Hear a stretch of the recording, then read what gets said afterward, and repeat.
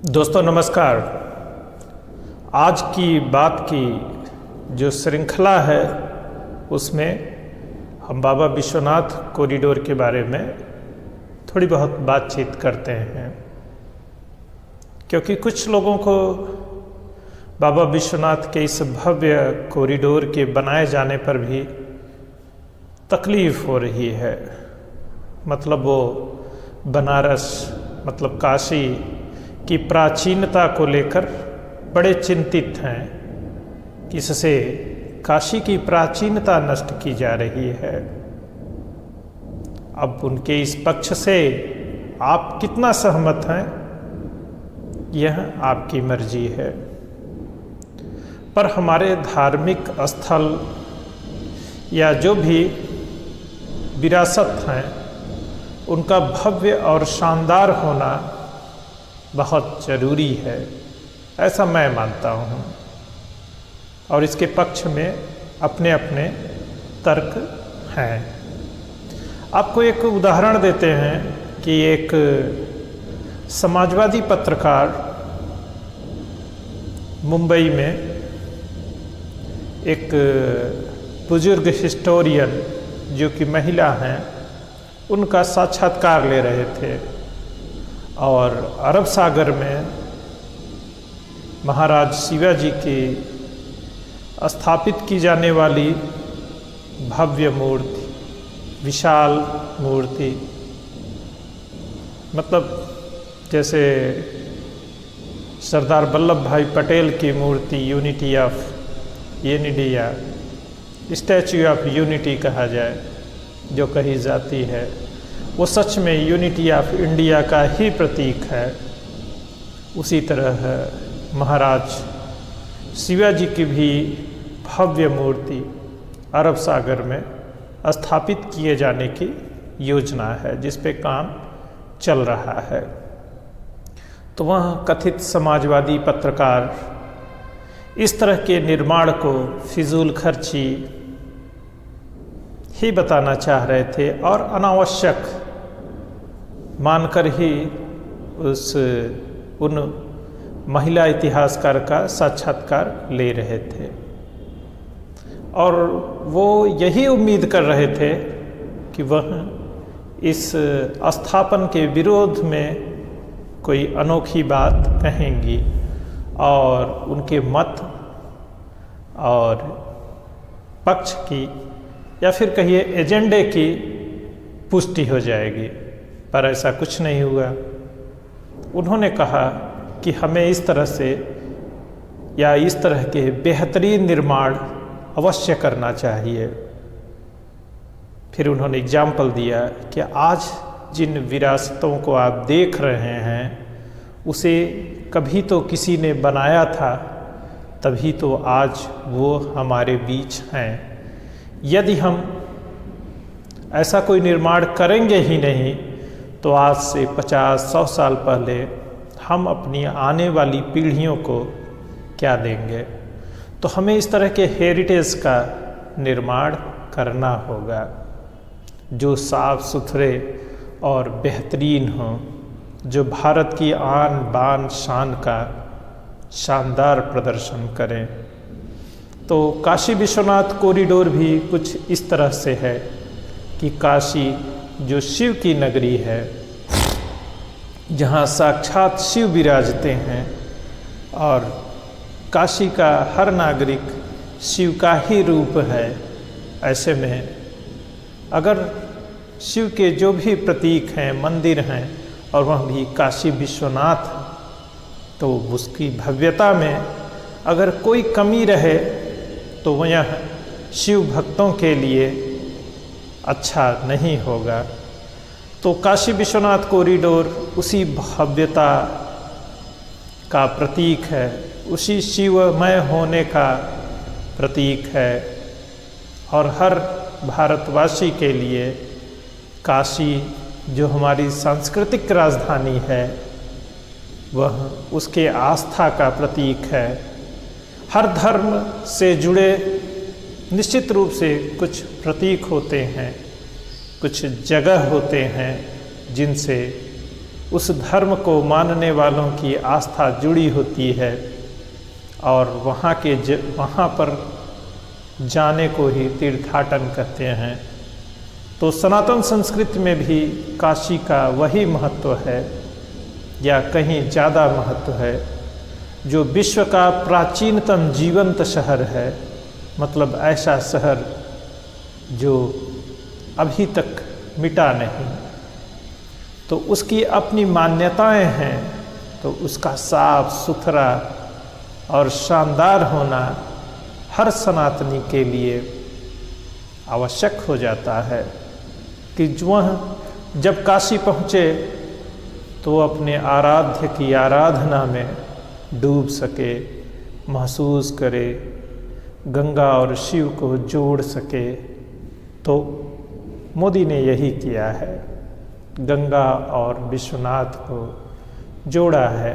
कुछ लोग सकरी गलियों को ही प्राचीनता मान बैठे।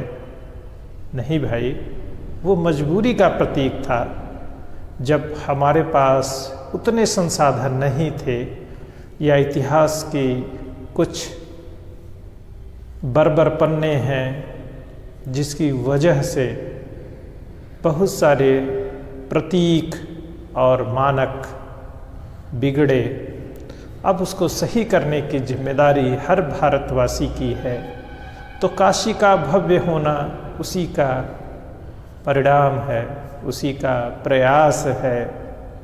तो हमें अपने धार्मिक स्थलों को बिना किसी हीन भावना के, सभी भारतीयों को बिना बैर भाव के, वह किसी भी जाति धर्म पंथ के हों, उन्हें बेहतरीन बनाना होगा, उसे स्वच्छ रखना होगा।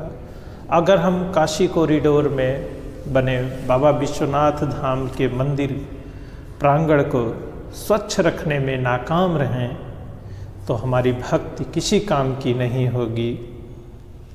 तो हर शिव भक्त को, हर वह व्यक्ति जो काशी में आस्था रखता है, उसे यह प्रण भी लेना चाहिए कि जब वह काशी जाएगा तो वह उसकी स्वच्छता और मान का भी उतना ही ख्याल रखेगा। और आपकी यह धार्मिक यात्रा आपके अंदर जो भी अनुभूति पैदा करे, यह आपकी व्यक्तिगत खोज होगी। लेकिन उस जगह को स्वच्छ रखने की जिम्मेदारी हर एक तीर्थयात्री की है। जो उस कॉरिडोर में जाए, उसके आसपास चाहे बाजार हो, चाहे गली हो, चाहे सड़क हो, और फिर काशी ही क्यों, आप जहाँ भी रहते हैं, जिस शहर गली में रहते हैं, उसको साफ रखने की जिम्मेदारी हम सब की है। और धर्मस्थलों पर आपको गांधी जी का उदाहरण तो सुनते ही हैं कि वह बनारस जब आए थे और उसकी दुर्दशा को देखकर बेहद क्षुब्ध और अफसोस उन्हें हुआ था कि यह कैसे भक्त हैं जो अपने मंदिर के आसपास इतनी गंदगी फैलाए रखते हैं।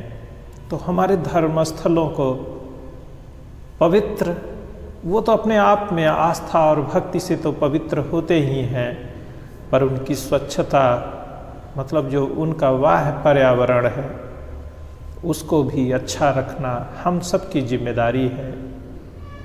खैर, आलोचना करने वालों की भी जय जयकार होती रहनी चाहिए, क्योंकि जो शिव भक्त हैं तो आलोचकों से भी किसी तरह से चिढ़ते नहीं हैं और चिढ़ना भी नहीं चाहिए, क्योंकि राजनीति और लोकतंत्र और वोट बैंक में बहुत सारी बातें कही और बताई जाती हैं, तो वह उसी का हिस्सा होती हैं, उनका वास्तविक अर्थ नहीं होता है।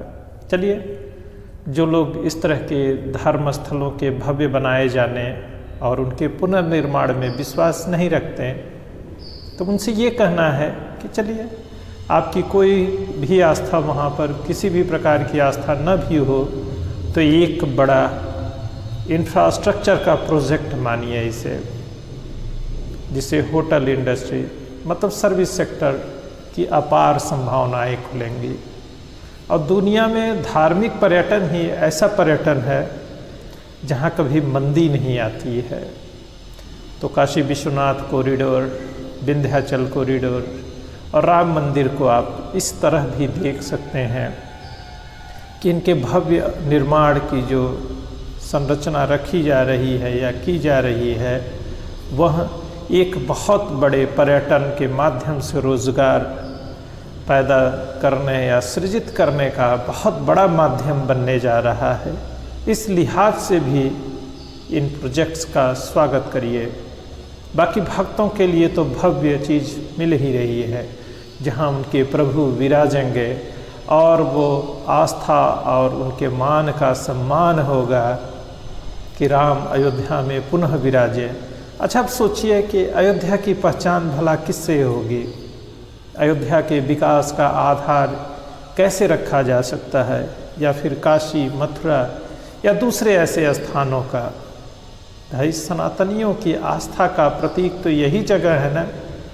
और हर सनातनी अपने जीवन में कम से कम एक बार तो अवश्य ही इन जगहों पर जाना चाहता है।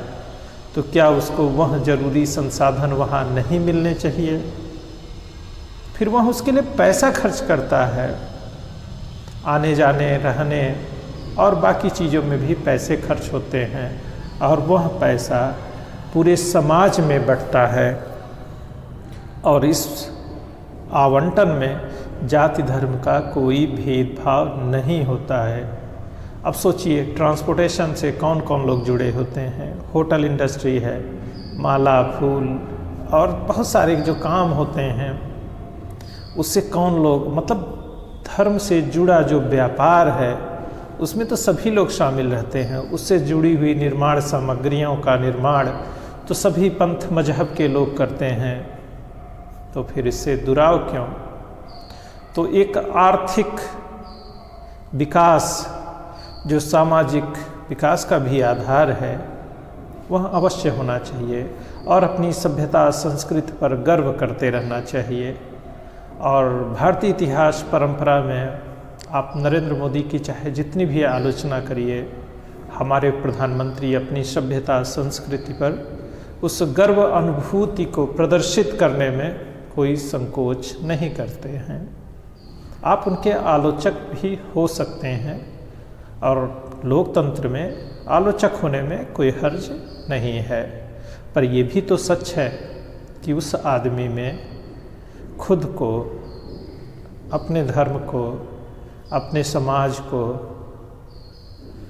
कि मैं यही हूँ, यह बात स्वीकार करने में तनिक भी संकोच नहीं होता है। और आप किस गांव के हैं, किस प्रदेश के हैं, किस समाज के हैं, कौन सी भाषा बोलते हैं, इस बात में हीन भावना नहीं होनी चाहिए। अगर कहा जाए कि इससे पहले आप हिंदी बोलने में संकोच करते थे, आप किस गांव के हैं उस गांव का नाम बताने में संकोच करते थे, पर यह आदमी अपने कपड़े, अपनी भाषा और अपनी परंपराओं को लेकर जिस तरह से गौरवान्वित महसूस करता है और पूरी दुनिया में पूरे आत्मविश्वास के साथ मैं क्या हूँ, कौन हूँ, यह बताने में संकोच नहीं करता है। सबसे बड़ी बात यही है कि वह भारतीयों को उनके हीन भावना से बाहर निकाल रहा है। हमारे कपड़े, हमारी भाषा, हमारी संस्कृति, हमारी पूजा पद्धति, हर्ज क्या है? उसको गर्व के साथ मानिए, उसको गर्व के साथ कहिए। मतलब बुरा तो तब होता है जब हम किसी और सभ्यता, संस्कृति, धर्म, मजहब के बारे में बुरा कहते हैं, और जब हम ऐसा कर ही नहीं रहे हैं तो समस्या की बात क्या है? हम अपनी भाषा, सभ्यता, संस्कृति का गुणगान कर रहे हैं और उस आत्मगौरव को दुनिया के सामने ला रहे हैं, तो उसमें कोई बुराई नहीं है। तो बाबा विश्वनाथ कॉरिडोर या इस तरह के जो भी धार्मिक स्थल जो कि खंडहर में बदल चुके थे और गंदगी का पर्याय बन चुके थे, अगर उनकी आभा मंडित हो तो यही भारत की पहचान होगी। फिर भारत की पहचान आप बताइए क्या है? भारत का इतिहास क्या है, भारत की संस्कृति क्या है, भारत के मूल्य क्या हैं, तो क्या आप उसमें से रामायण, महाभारत, भगवत गीता को आप निकाल सकते हैं? क्या वेद के बिना उनकी बात पूरी हो सकती है? अब इस बात को काउंटर करने के लिए दूसरे धर्मों की बातें आएंगी, ठीक है, आप उसको भी कर लीजिए, लेकिन जो मूल भारत है वो तो इसी से बना है। अब आप इसके लिए भी लड़ जाएंगे। अब इतिहास को जब आप पढ़ने और समझने की कोशिश करेंगे तो उसमें जो मूल्यों को गढ़ा जा रहा है उसके अपने लक्ष्य हैं और उसके लिए बातों को उसी तरह से बताया और कहा जा रहा है। तो हमें भी अपने राष्ट्रीय मूल्यों को नए सिरे से सृजित करना होगा और उनको खोजना होगा। बताइए, कोई भी अगर देश दुनिया में रहता है तो वह इतिहास की व्याख्या भी अपने राष्ट्रवाद से जोड़कर ही करता है और उसमें उसके राष्ट्रीय एकीकरण की भावना जहाँ जहाँ से मिलती है वह उन्हीं को उठाता है और उन्हीं को कहता है और उन्हीं का बेहतरीन संवाद सृजित करता है। तो हमें भी तो वही करना पड़ेगा, यहाँ किसी की आलोचना नहीं करनी है, पर हमारा जो इतिहास था अगर उसमें कुछ वंदनीय और प्रशंसनीय है तो उसका गुणगान तो हमें करना ही होगा। हमें अपनी आने वाली पीढ़ियों को बताना होगा कि देखिए हमारा यह भी इतिहास है और हम ऐसे हैं, और हमें आने वाली पीढ़ियों को हीन भावना से बाहर निकालना होगा कि वो अपनी सभ्यता, संस्कृति, भाषा को लेकर किसी तरह से हीन भावना की शिकार न हो। और इसके लिए हमें ही प्रयास करना होगा, नई किताबें लिखनी पड़ेंगी, उसकी नई व्याख्याएं करनी पड़ेंगी, और जो कि निरंतर, अच्छा तो देखिए इलेक्ट्रॉनिक मीडिया पे बहुत सारे लोग बहुत अच्छा काम कर रहे हैं जो अपनी सभ्यता, संस्कृति के महिमा मंडन में निरंतर लगे हुए हैं और उसके गुण दोष की भी व्याख्या करेंगे और उसमें जो बुरा होगा उसे हम खत्म करेंगे और बेहतर से बेहतर सृजन करेंगे। अब भारत भारतीयों का है, यह बात पूरी तरह से सच है। तो उस भारतीय होने का जो गौरव है उसे हमें गढ़ते रहना होगा। तो आइए गढ़ते रहते हैं और उस भारत परंपरा का निरंतर निर्वहन करते रहते हैं। तो बाबा विश्वनाथ की जयकार करते हैं और हर हर महादेव कहते हैं। जय हिंद, जय भारत।